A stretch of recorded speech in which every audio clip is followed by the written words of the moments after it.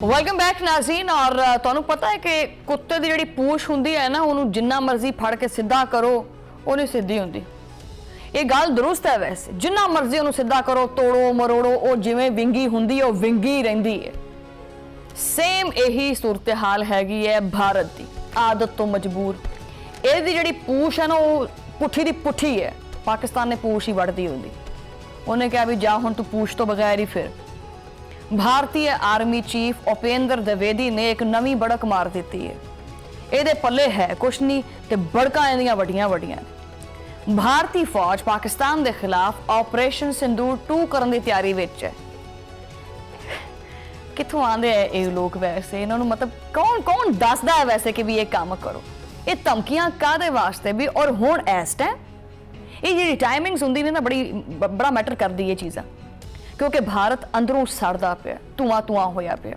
सियासी समाजी और मुआशी महाज दे उत्ते हर पासे तोए तोए हुंदी पई है। मोदी हुकूमत नूं हर पास्यों अग लगी पई है। मैशत दे उत्ते सवाल, समाजी इंतशार वखरा है, सियासी दबाव वखरा है। और हुण उत्तों जुनेवा दे विच अकवामे मुतहदा दे इंसानी हकूक कौंसल दे इजलास दे विच भारत जिहड़ी सारा जिहड़ा चट्टा कट्टा सी वो खुल के सामने आ गया। मोदी ने आपदियां नाकामियां दे उत्ते जिहड़ा ध्यान है वो हटाउण वास्ते पाकिस्तान का नाम बार बार लेना शुरू कर दिता। इनू तो रात को सुते पे अगर कोई ठा लवे ना इस तरह भी उठ ये पाकिस्तान पाकिस्तान पाकिस्तान, क्या हुआ पाकिस्तान ने हमला कर दिया, इवें करन लग पैंदा। इस कदर ये भारत बौखलाहट का शिकार है। बाहर किते शुरली पटाखा भी चले तो ये सारी भारतीय आवाम बाहर निकल आती कि ओहो हो पाकिस्तान ने जो है ना वो मिसाइल दाग दिया है हमारे ऊपर, असी इन्ने वेले हैं ना भी मिसाइल जाया करिए तुहाडे उत्ते।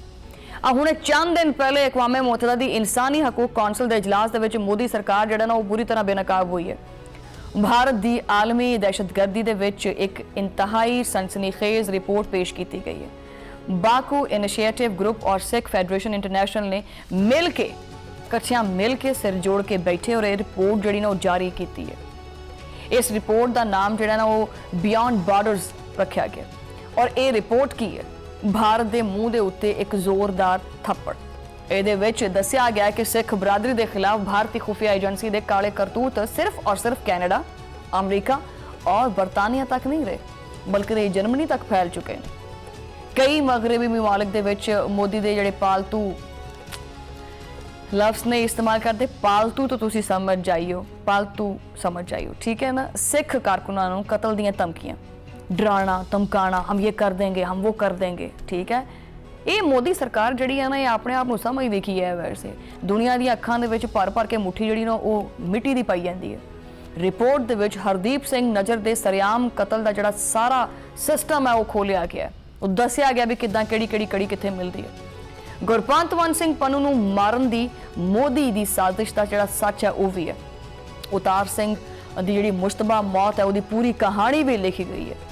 मोदी के कारिंदे इन्ने को डिग चुके हैं कि बैरूने मुल्क बैठे खालिस्तानी रहनुमावां दे जिहड़े बुढ़े बेचारे माँ प्यो ने और खानदान ने उन्होंने भारत के जिहड़ा ना हिरासा किया जाता है।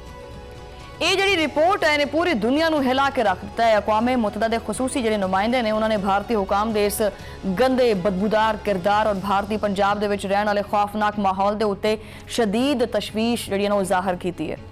मोदी के खुफिया इदारियां ने जर्मनी की जिहड़ी धरती है उहदे उत्ते सिख कश्मीरी और तामिल बरादरी जिहड़ी है उन्हां दे उत्ते जासूसी वास्ते बाकायदा मुनज़्ज़म किस्म का नैटवर्क है वो बना के रखिया सी। और गैर मुल्की जमीन के उत्ते जाके अपनी धौंस जमाना ये मोदी नूं पै गई है हुण बड़ी भारी। रिपोर्ट ये दसदी है, ये एक चीज़ मैं दस देवां कि कोई भी लफ्ज़ कोई भी चीज़ ये सिर्फ मेरी इत्थे बनाई हुई नहीं है कि मैं इत्थे कड़ के लिख के तो चलो जी 3, 2, 1 ते क्यों कर दिता, नहीं, ये रिपोर्ट है। कैनेडा, अमरीका, बरतानिया और जर्मनी के विच जिहड़ा ना सिख कारकुनां दी आवाज़ दबाउण वास्ते ये जिहड़े नाम निहाद भारतीय अपने आप में बहुत कोई फूं फां समझते हैं, उन्हां दी निगरानी धमकियां और खुफिया ऑपरेशन का जिहड़ा गंदा खेड़ है ना वो खेड़िया जा रहा है। भारतीय खुफिया इदारे ये अपने मुल्क वास्ते कोई काम नहीं करते है, सिर्फ दूजियां दे मुल्क विच पंगे लेंदे और पागल हो चुके हैं। और सिखां दी जायज़ सियासी सरगर्मियां नूं जबरदस्ती जिहड़ा है ना वो इंतहा पसंदी दा रंग दे के आलमी सतह के उत्ते उन्हों सिर जिहड़ा ना कुचलना चाहते हैं। और हद तो यह होगी कि भारत जिहड़े भारतीय सफारत खाने ने ये बाहर के मुल्कों च की करते हैं, की करते, डिप्लोमेसी करते नहीं, डिप्लोमेसी नहीं करते, हो इन्होंने पता ही नहीं डिप्लोमेसी का। ਬਲਕਿ ਉਹ ਸਿਰਫ ਔਰ ਸਿਰਫ ਦੂਜੇ ਮੁਲਕਾਂ ਦੇ ਅੰਦਰੂਨੀ ਮਾਮਲਾਤ ਔਰ ਪਾਲਿਸੀ ਦੇ ਉੱਤੇ ਅਸਰਅੰਦਾਜ਼ ਹੋਣ ਦੀ ਇੱਕ ਨਾਪਾਕ ਕੋਸ਼ਿਸ਼ ਕਰਦੇ ਆ। ਲੇਕਿਨ ਹੁਣ ਜਿਹੜਾ ਨਾ ਉਹ ਕਾਨੂੰਨ ਦੇ ਹੱਥ ਜਿਹੜੇ ਨੇ ਉਹ ਮੋਦੀ ਦੇ ਸੰਗ ਤੱਕ ਪਹੁੰਚ ਚੁੱਕੇ ਨੇ।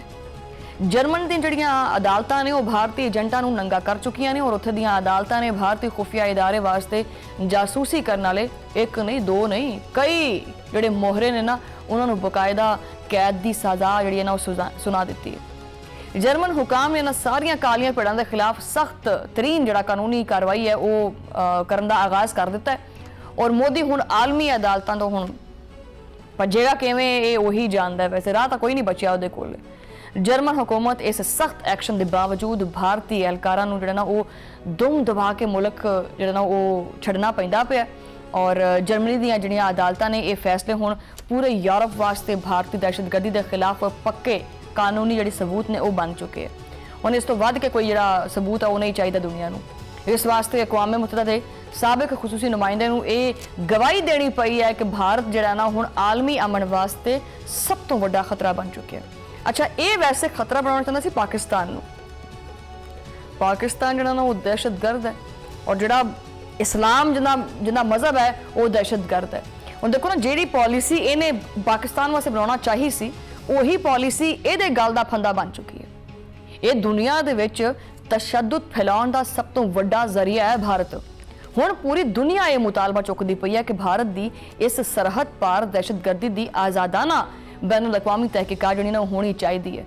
ਇਸ ਰਿਪੋਰਟ ਨੇ ਦੋ ਟੋਕ ਮੁਤਾਲਬਾ ਕੀਤਾ ਕਿ ਅਕਵਾਮ ਮੁਤੱਹਦਾ ਦੇ ਜ਼ੇਰੇ ਨਿਗਰਾਨੀ ਇੱਕ ਆਲਮੀ ਫੈਕਟ ਫਾਈਂਡਿੰਗ ਮਿਸ਼ਨ ਬਣਾਇਆ ਜਾਵੇ ਜੋ ਕਿ ਮੋਦੀ ਦੇ ਇਹਨਾਂ ਸਾਰੀ ਜਿਹੜੇ ਮੋਹਰੇ ਨੇ ਉਹਨਾਂ ਦਾ ਇਹਤਸਾਬ ਕਰੇ। ਅੱਛਾ, ਹੁਣ ਇਹ ਮਾਮਲਾ ਕੈਨੇਡਾ ਔਰ ਭਾਰਤ ਦਾ ਜ਼ਾਤੀ ਝਗੜਾ ਨਹੀਂ ਰਿਹਾ, ਇਹ ਇਨਸਾਨੀ ਹਕੂਕ ਦਾ ਮੁਕੱਦਮਾ ਬਣ ਚੁੱਕਿਆ ਹੈ। ਇਹ बैनुल अक़वामी कानून की खिलाफवर्जी का संगीन मामला है और अगर मोदी जड़ा ना वो आप नू वाकई समझदा है कि जी मैं तो कुछ नहीं कीता तो फिर जाके भुगते सारा कुछ आलमी तहकीकात तो फिर भजे ना। तजियाकार इवन के कहते पे ने कि अगर भारत आप नू बेगुनाह समझदा है तो आ जाए सामने, जिहड़ा दुध का दुध है वो हो जाएगा, उहदी खीर बना लांगे तो पानी का पानी हो जाएगा वो पी लांगे। लेकिन चोर की दाड़ी दे विच ना तिणका हुंदा है, वो वखरा ही सैर ते करता रहिंदा है, उन्हें पता ना कि मैं झूठा वां।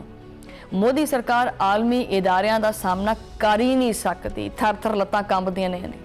अच्छा, ये सारा जिहड़ा मामला ना ये दसदा है कि दाल दे विच जिहड़ा ना कुछ काला नहीं हैगा, ये पूरी दी पूरी दाल ही काली होई पई है। ये जिहड़ी जनेवा रिपोर्ट है उसदा आखिरी नुकता मोदी दीयां नींदां मजीद उड़ाउण वास्ते काफ़ी है। हुण ये बहस ये नहीं है कि बैरूने मुल्क सिख की करदे पए, हुण असल सवाल ये है कि की कोई मुल्क बैनुल अक़वामी सरहदां नूं पामाल करके आपदे सियासी मुखालफीन नूं दूजे मुल्कां दे विच कतल कर सकदा है। इस रिपोर्ट ने मोदी दे इस सारे खेड नूं आलमी कठहरे दे विच ला के खड़ा कीता है। हुण मोदी वास्ते इस आलमी दबाव तो बचना नामुमकिन हो चुका है और जदों घर अग लगी होवे ना, जदों घर सड़दा पिया होवे ते इल्जामात दूसरे ते ला दिंदे हैं और फिर मोदी दा जिहड़ा गोदी मीडिया है पाकिस्तान के खिलाफ जहर उगलना शुरू कर दिंदा है। भारतीय गोदी मीडिया ने एक बार फिर पाकिस्तान खिलाफ मन घड़त कहानियां बनाउणियां शुरू कर दित्तियां ने।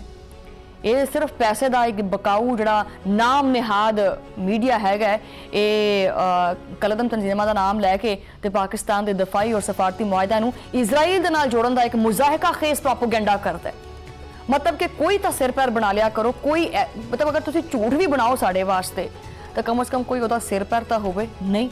इजराइल दे नाल उहनूं जोड़ दिंदे, ਉਹਦੀ वजह है ना कि पाकिस्तान का ਜਿਹੜਾ ਕੱਦ ਜਿਹੜਾ ਉੱਚਾ ਹੁੰਦਾ ਪਿਆ ਉਹ ਬਰਦਾਸ਼ਤ ਨਹੀਂ ਹੁੰਦਾ ਪਿਆ।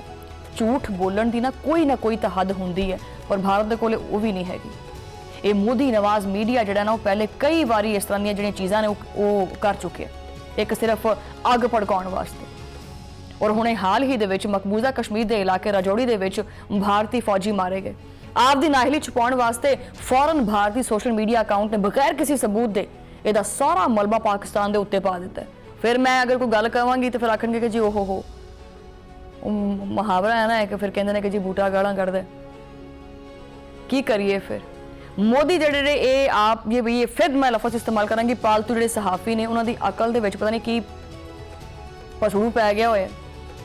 बहरहाल मोदी सरकार ने जिहड़ा एक नक्शा जिहड़ा एक मैप पाकिस्तान के हवाले नाल तैयार किया होया सी पिछले 10 साल तो जिहड़ी इहदी प्लानिंग सी कि मैं शायद ਮੇਰਾ ਇੱਕ ਹਮਸਾਇਆ ਹੈਗਾ, ਉਹਦਾ ਨਾਂ ਲੈ ਲੈ ਕੇ ਮੈਂ ਆਪਦੀ ਆਵਾਮ ਨੂੰ ਬੇਵਕੂਫ ਬਣਾਉਂਦਾ ਰਵਾਂਗਾ ਔਰ ਵੋਟ ਆਪਣੇ ਬਟੋਰਦਾ ਰਵਾਂਗਾ ਔਰ ਪਾਕਿਸਤਾਨ ਮੁਖਾਲਿਫ ਚੀਜ਼ਾਂ ਕਰਕੇ ਤੇ ਮੇਰੀ ਜਿਹੜੀ ਨਾ ਉਹ ਮੇਰੇ ਮੁਲਕ ਦੇ ਵਿੱਚ ਜਾਜਾਕਾਰ ਹੋ ਜਾਵੇਗੀ। ਲੇਕਿਨ ਐਸਾ ਹੋ ਨਹੀਂ ਸਕਿਆ।